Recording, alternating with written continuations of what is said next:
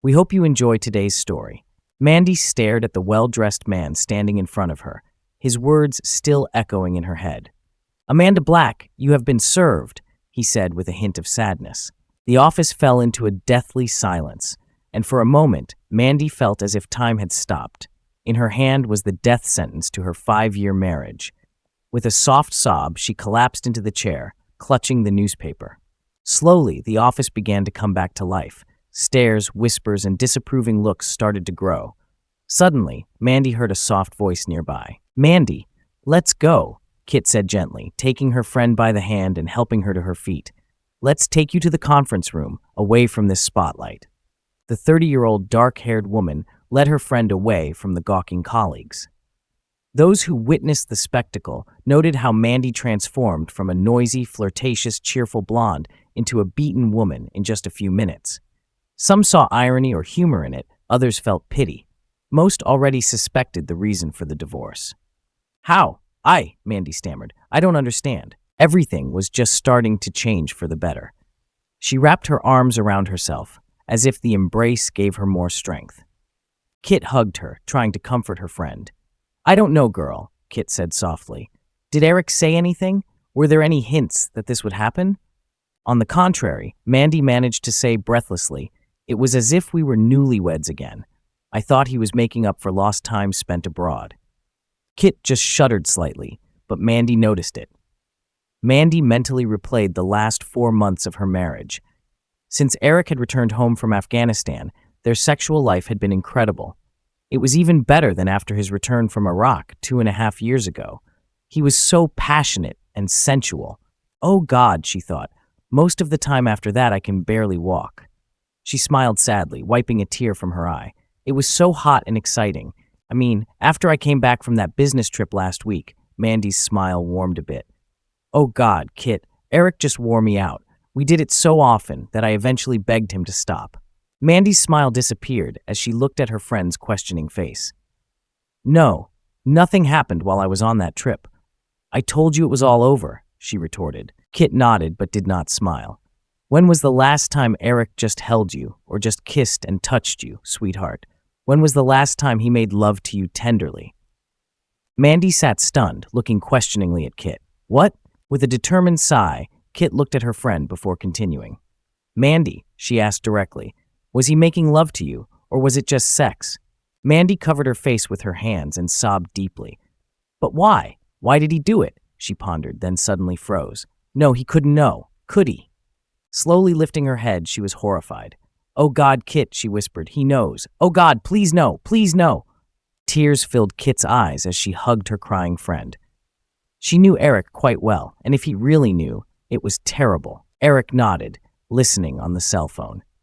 "Thank you, sir," he finally said, after hearing that the packages with photographs and legal documents had been delivered to his wife. Hanging up the phone, he shifted his attention to the laptop. With a simple click, he initiated a process that would forever change the life of his unfaithful wife. She would remember this for the rest of her life, he thought, picking up the phone and dialing a number. "Hello, this is the HR department," a pleasant young voice answered. "How can I help?" "Mr. Davis, please," Eric said coldly. "This is Eric Black." "Oh, Mr. Black," the woman quickly replied. "Let me transfer you." A few seconds later, Eric was speaking to a man who rarely smiled. The conversation was brief. Neither raised their voice, but the hostility was unmistakable. After ending the call, Eric sighed deeply. Looking at the call log on his phone, he saw that his wife had called him 5 times already.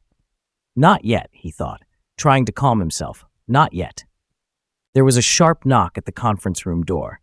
When Kit opened it, she immediately recognized the 3 people standing in front of her. The first was a well-dressed elderly man named Simon Samuels, vice president and head of their branch. Behind him stood the imposing John Davis, the director of human resources. Kit couldn't help but notice that Mr. Davis's face was bright red, and she could swear she saw heat emanating from his face. Behind them stood Anna Prescott, the office manager and boss of both Mandy and Kit. "Miss Garnett, we need to speak with Miss Black," Mr. Samuels said grimly. "Thank you for your help, but please return to your desk." All 3 entered the room, and Kit left, carefully closing the door behind her. "Miss Black, we have a problem," Samuels began. Mandy quickly made her way to the parking lot, trying not to trip. She tightly held the thick paper envelope that Mr. Davis had given her. Inside were photographs, terrible photographs of her and Sean Thompson, the business manager from the third floor. Mr. Davis briefly recounted his conversation with Eric. Eric had threatened to expose the fact that the company had not adhered to the code of conduct. He told Mr. Davis that he would discuss it with his soon-to-be ex-wife at home before deciding whether to take any legal action. Mr. Davis informed her that they would meet with Sean next time, but that she must go home and talk to her husband before this gets out of control. He also told her that they would all sit down with her and discuss her future at the company tomorrow after she meets with her husband. Mandy found it hard to locate her car because she was still crying heavily. The bright sunlight reflected off the cars, making them a bit more difficult to identify. However, her car wasn't that hard to find. A large black Hyundai Santa Fe was not easy to hide. Mandy climbed into it, recalling the arguments that had led to Eric finally agreeing to lease the car for her. He had given in just before leaving for Afghanistan. She wiped her eyes, put on sunglasses, and headed home. A man in an old Chevrolet sedan parked nearby picked up the phone. "Thank you, Bob," Eric said calmly. "No, that's everything. Please tell Ron that you guys did a great job and deserve a bonus. Thanks again. Goodbye." Looking at his laptop, Eric sighed again. One more call, he thought, just one more, and there would be no turning back. But why should he even want to return? All that was left was an unfaithful wife who had torn out his heart and a shattered marriage that he could never put back together. Eric shook his head and took out a prepaid mobile phone. He quickly dialed a number and waited. The first ring, the second ring, the third ring, a soft click, and then silence. Eric sat emotionless, staring at the live stream on his laptop. Finally, after a few minutes, a tear rolled down his cheek. Mandy maneuvered the large SUV onto the highway and groaned. She hoped to avoid rush-hour traffic. She punched the steering wheel. At this rate, she knew her usual 30-minute drive would take over an hour. She thought about her marriage, about how unlikely it was that she could save anything from it. Eric had learned of her affair. Before Iraq, he might have forgiven her, but not now. The photos had been taken while he was in Afghanistan. She sobbed, realizing what he must be thinking. Although the chances were slim, she had to try to save their marriage simply because she still loved Eric. Funny way to show it, right? She reproached herself. She had cheated on him not just once, but both times he had been overseas serving his country. She quickly shook her head as if trying to dispel the guilt and shame, but the tears flowed again. Trust does not come easily to Eric. His childhood was difficult. His father abandoned him and his mother when he was young, and his mother was an alcoholic. In the 5 years that they had been married, Mandy had only seen his mother twice. Once at their wedding and once when their son was born. It took him years to trust Mandy. When they met in college, she knew he was a soldier. She thought she had accepted this. He had already served 2 years and was on his way to earning an engineering degree. They dated for a year before Eric proposed. She still remembered her father's reaction. "No, Mandy, this has nothing to do with Eric," her father said. "I think he'll make an excellent husband. It's more about you. I don't think you'll make a good military wife. Don't be upset, dear, but it's damn hard to be a good husband or wife when your spouse is away for a year." Mike Lomax, Mandy's father, had served in the Navy for 4 years when Mandy was little. She still remembered the arguments her parents got into during that time. She always knew that times were tough for her and her mother, and he didn't want that for his little girl. "You were right, Dad," Mandy snorted and shook her head. "You were so right. I turned out to be a terrible soldier's wife. They bought a very nice starter home, and Eric landed a good engineering job. Life seemed so promising. And then Uncle Sam called. When Eric found out about his deployment, she mercilessly scolded him for leaving her. To top it off, when Eric went to Iraq, she was already 4 months pregnant. Mandy wiped her eyes as she navigated through the stream of cars. She remembered the loneliness she felt, continuing to live without Eric. Of course, her mom and dad did everything they could to help, but the sleepless nights alone consumed her. She needed Eric to hold her all this time, to to hear his voice whispering that everything would be okay, but he wasn't there. She realized she was being selfish, but it didn't make the nights any less cold and lonely. Her mother moved in during the last month before the baby was born, and that helped a little. Mandy and her mother Lisa had a very close relationship in most areas. Their personalities were so alike that they seemed more like best friends than mother and daughter. However, there were some things her mother simply didn't want to talk about. The details of her marriage at the time when her husband was serving in the Navy were one of those topics. Whenever Mandy tried to steer the conversation that way, her mother would become very upset. Eric returned home the day after Randy was born. For a moment, Mandy felt that they had become a real family, but it didn't last long. He left again after just 10 days, and she was alone once more. Her mother saw some signs and pleaded with her not to succumb to them. She constantly spoke of the damage one mistake could cause to so many people's lives.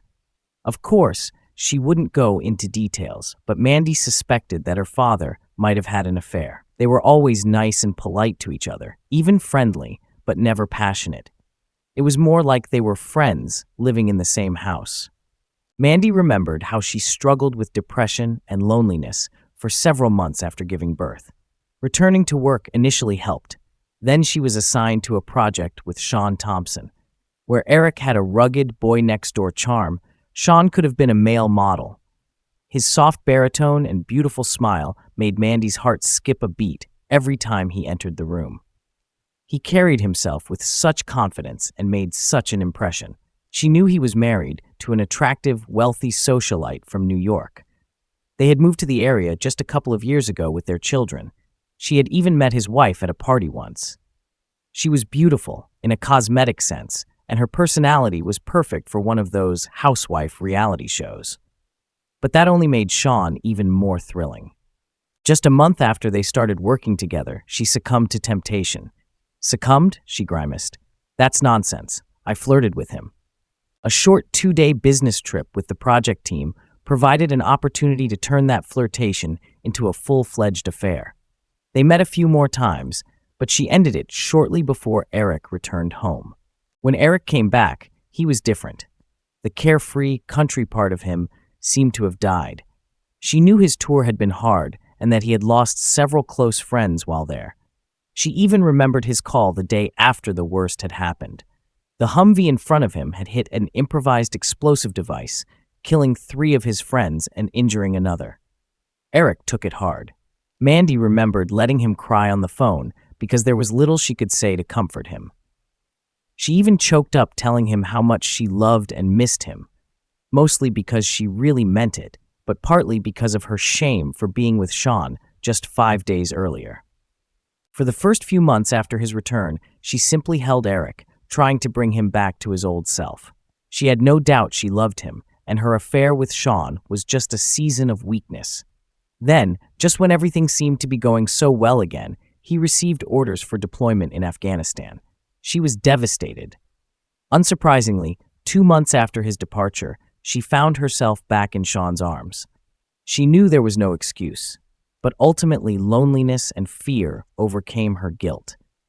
She pursued Sean again, and it took all her charm to lure him away from the succubus from the marketing department, with whom he had started socializing after their affair had ended. She felt her face flush with shame for what she had done. Of course, you're ashamed, but that didn't stop you, did it? Mandy scolded herself. She tried to hold back her tears but couldn't, feeling a surge of self-loathing with each new tear. Sean spent several weekends at her house. He even managed to persuade her to participate in another project. For a moment, Mandy even considered leaving Eric. Then reality set in. She, Randy, and her parents went to Fort Bragg, North Carolina, to meet Eric when he returned for R&R. The trip there was tense, to say the least. Mandy was sure her parents suspected her, but they hadn't confronted her about it yet. Then she saw Eric, and all her worries vanished. When he hugged and kissed her, she remembered why she had married him in the first place. They spent every hour rejuvenating their marriage and strengthening their family. Mandy smiled faintly, remembering that time. Eric was so passionate, so tender, so incredibly loving that she swore to herself at that moment that she would remain faithful to him for the rest of her life. Then, Eric told her that he was not going back into the army, that he would be a civilian 4 months after returning from Afghanistan. She cried openly, knowing they would soon be a real family again. Back from Fort Bragg, she cut off all ties with Sean. To his disappointment and anger, she put everything she had into preparing for Eric's return. Mandy even started seeing a doctor about her fears and loneliness. She was diagnosed with clinical depression and began receiving counseling and medication. As the months passed, she felt herself becoming stronger both mentally and emotionally. Every day she vowed to make up for everything by becoming the best wife Eric could ever hope for. Finally, when he returned a few months later, she fulfilled her vows. She denied him nothing, not her body, not her attention, not any part of her love. Although Kit was right, everything was different when Eric came home this time. He was more cautious and did not share his heart as freely. She initially thought it was because of what had happened while he was overseas. Now, she began to realize that he might have already known about her affair, and this thought frightened her. Eric gloomily looked out the window, watching as a light rain fell on the less fortunate. He could tell that the brief shower wouldn't last long. The sun would shine again soon. Not yet, Eric thought. Not yet. He stared at a small dot on the laptop screen. For a while it had been motionless, but now, at last, it moved. His wife's SUV was still stuck in traffic, but it was finally moving forward. With a deep sigh, he looked at the clock. It was time to make a call. Depending on what was said, this might be the last time he spoke to the woman he had deeply loved for the last 6 years of his life. Mandy nearly jerked the steering wheel when her cell phone rang. A quick glance told her it was him. She said a quick prayer, took a deep breath, and answered. "Eric? Yes, it's me," he replied. "Baby, please," she said, trying to suppress her sobs. "Please let me try to explain, tell you how sorry I am." "Darling?" "Eric?" There was only silence. "Darling," she said. "Are you still there?" "Yes, for now," he replied tersely. "Darling, where are you? Are you at home with Randy?" "I don't have a home, Mandy," he said, his voice betraying pain for just a second. "You took care of that. Where are you?" "It doesn't matter. I'm just waiting." For me, hope resonated in her voice. "Like you waited for me, sweetheart." Mandy couldn't hold back the sobs that stuck in her throat. She had never heard so much pain and anger in his voice before, certainly not directed at her.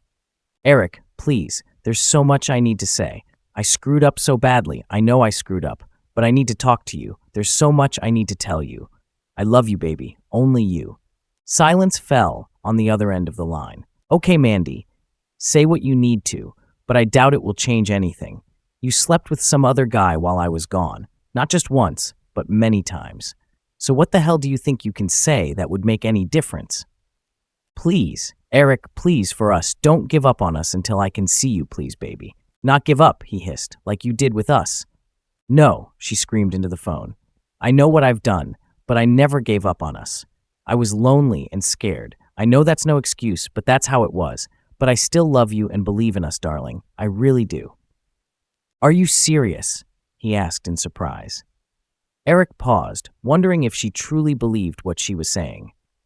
"You want to say you didn't give up on us when you were with him?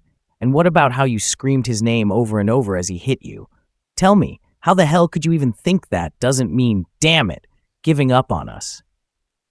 All she could do was cry, navigating through the traffic, trying to get to him as fast as she could. If only she could meet him face to face, then he would see the remorse she felt, and then, maybe, there would be some hope. He continued bitterly, "I finally got proof that my cheating wife slept with someone else while I was in Afghanistan. I guess we're both lucky. I think I could have killed you and that fool if I had found out while I was in the States." After a few seconds, he sighed. "Amanda, this is going to be our last conversation. If we get cut off, or one of us is put on hold, then it's over for the other." "Eric, please," she pleaded. "We can see a therapist. We can get through this, baby. We really can. Listen, there are a few things you need to know before you come home. First, I've cleared out all our accounts and transferred all the credit cards. I think you've been cheating on me for the last 3 years, so I'm returning the favor." He ignored her sigh. "You can keep the house because I'm sure I can still smell him in our bed.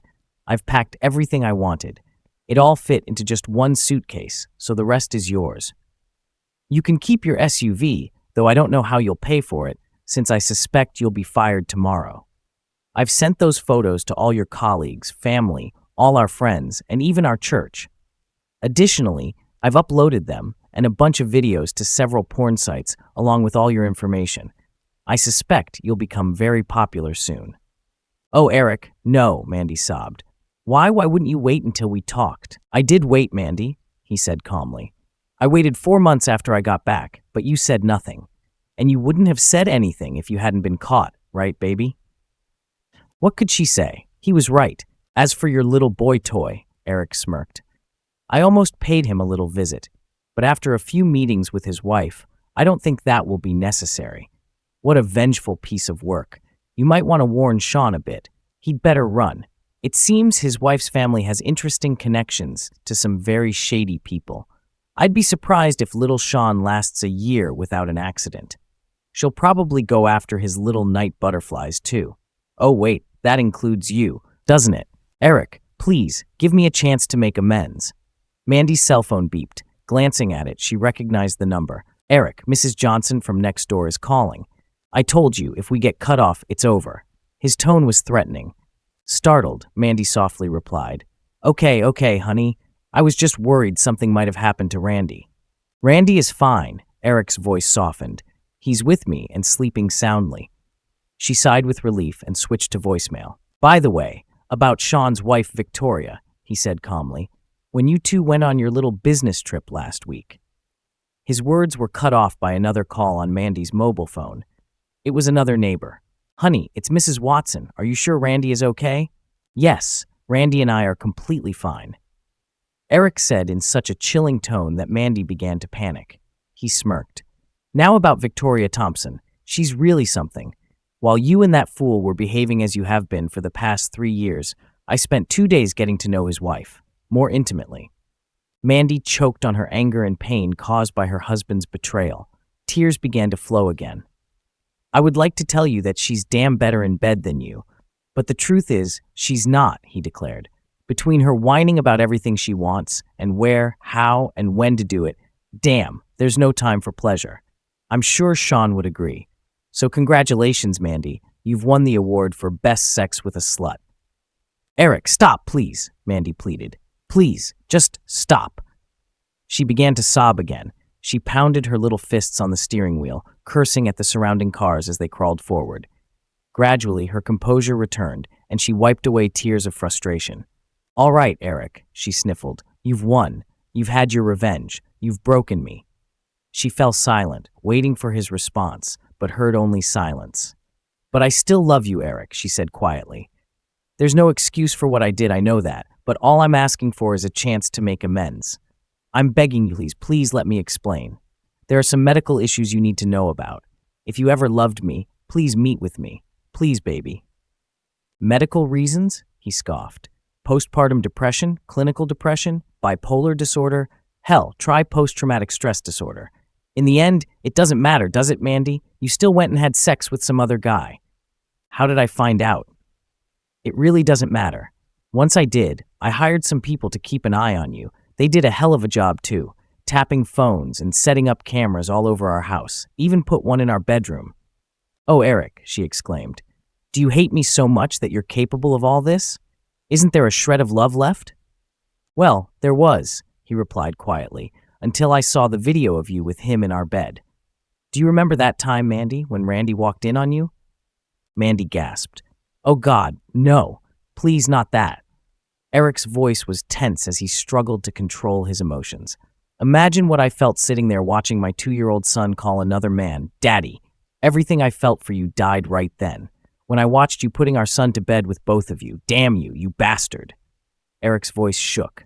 I guess I was lucky I didn't know this until we were at Fort Bragg. When I saw it, I was devastated. I almost lost it there, and it's a place where you can't afford to lose it. Eric looked at his laptop and saw that Mandy was almost home. A cruel smile distorted his handsome face as he continued in a cold tone.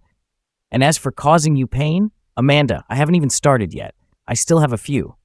He heard Mandy gasp. Oh, God, she whispered. Surprises, he finished.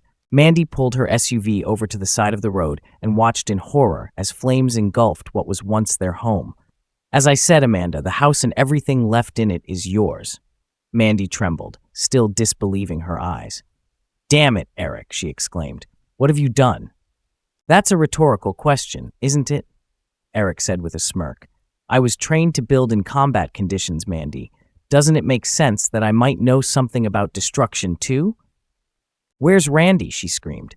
Damn it, Eric. Where the hell is my son?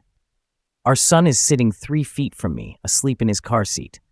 So tell me, he taunted, can you see the message I left on our front yard? What? She muttered. What message?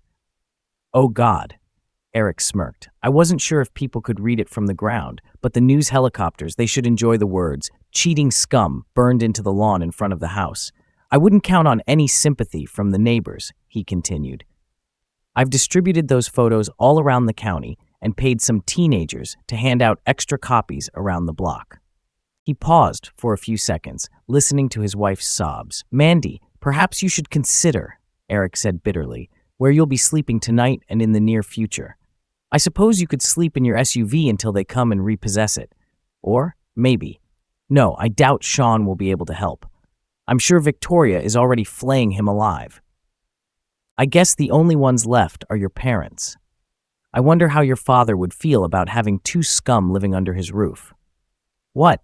Mandy sobbed through her tears. Damn it, Mandy. Are you that naive? You always told me your father cheated on your mother while he was in the Navy. Hell, it was your mother who cheated on him. Mom? She asked with a trembling voice. Eric laughed cruelly. Oh, hell yes. Your father told me a bit about it after I returned from Iraq. Why do you think he did that, Mandy? Do you think he suspected that his little girl would cheat on her husband just like her mom? But unlike your father, Eric continued, I can't live with a cheating wife for the rest of my life. Maybe he stayed for you, or maybe he still loved her. I don't know. That's his decision. Mine is to start over and hopefully find a woman I can spend the rest of my life with. I'm sure I'll find someone who can love me, be faithful, and be a good mother to Randy. Please, Eric, Mandy sobbed. I can be that wife. Just give me another chance to show you. And I am already a good mother to Randy. I'm the only mother he needs. I suppose that's for the court to decide, isn't it? Of course. The fact that I burned down our house and essentially bankrupted us probably won't work in my favor. Eric saw a young man in a t-shirt and baseball cap get out of a taxi and stop on the curb, looking his way. Eric flashed his headlights twice, and the guy headed towards him. All right, Mandy, Eric said calmly, looking at his watch. There are a few more things you need to know, and there isn't much time left, so listen very carefully. First, let your bosses not worry too much about my threats. Victoria is filing a similar lawsuit and will likely win. I think the court will really like her and all the evidence I've provided her. As for me, Eric coughed, well, I don't like my chances in court, so I've agreed to a job overseas. I think Randy and I will really like it there. No, Mandy screamed into the phone. You can't take my child. Actually, dear, he's my son and I can. Don't, Eric, please, she pleaded. He's my son, too. Amanda, he said calmly, in a few years, he won't even remember you. But don't worry, I'll send you his photos at Christmas, and we'll call on Mother's Day and his birthday. Since we won't know where you'll be, we'll just call your parents. Mandy cried bitterly, realizing the hopelessness of her situation. Eric sat for a while, troubled and somewhat disturbed by his own actions. He knew he wasn't going to send her any more photos or make any calls. The thought of her desperately waiting for calls that would never come and enduring this revenge for many years was more cruel than he had previously thought. Goodbye, you bastard, he said coldly. I hope you rot in hell. He wiped a tear from his cheek, listening to her hysterical cries pleading for her son, and hung up the phone. Captain Black? Asked the young man in a tank top standing in front of him. Not anymore, Eric smiled weakly. I'm just Eric Black. Well, for a little while longer, at least.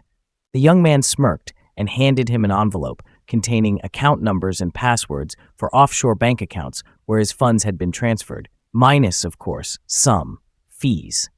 Here are the passports, photo IDs, and plane tickets for Marcus Gray and his son Michael Gray, the teenager said, smiling. Eric smiled even wider and began to fold his old IDs and 2 SIM cards from his cell phones into a small metal bucket. Smirking, he took a lighter and melted them into a small puddle of blackened plastic.